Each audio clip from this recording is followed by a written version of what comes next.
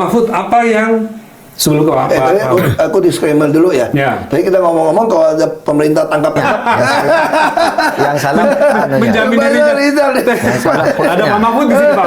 Oh, Pak Mahfud dia pasti nggak berani. Saya masih berani.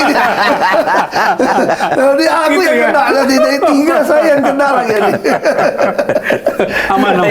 Aman.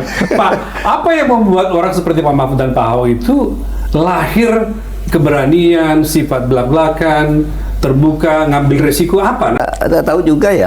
Tetapi mungkin latar belakang keluarga, kemudian masa kecil mungkin lingkungan masa kecil saya gitu. Memang pertama di sana orang-orang yang memang dididik untuk saling mengerti, saling merasa. Dan saya banyak melihat orang-orang miskin di desa-desa itu yang kemudian menimbulkan rasa empati ya, sampai saya besar gitu. Sehingga pikiran saya, kenapa ya negara yang begini kaya kok tidak dikelola dengan baik? Karena kalau dikelola dengan baik kan rakyat ini akan makmur lah, akan dapat bagian yang cukup banyak untuk tidak menderita. Sehingga apa yang sering dikatakan oleh Pak Prabowo itu, saya tidak rela kalau ada orang umur 70 tahun masih narik becak. Saya tidak rela orang masih cari makan di sampah-sampah, masih apa gitu.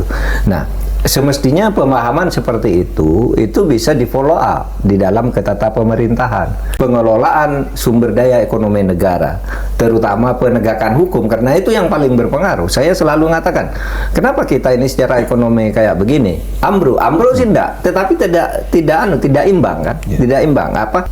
Apa yang menikmati kekayaan yang begitu besar itu hanya sedikit orang gitu. Kenapa tidak diatur dengan sebaik-baiknya? Gak akan hukum dengan sebaik-baiknya, karena selalu saya mengutip bahwa aset terbesar dari kemajuan suatu bangsa dalam berbagai bidang itu hanya hukum yang terbesar.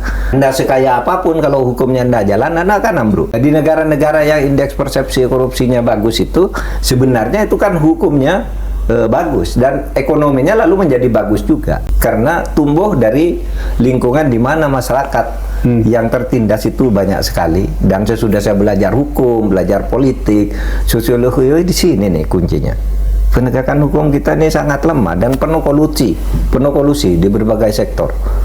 Oleh sebab itu ya saya akan selalu berteriak aja. Tapi kalau kamu kekuasaan tidak ada, kamu punya mulut untuk bicara, untuk berteriak, meneriakkan kebenaran.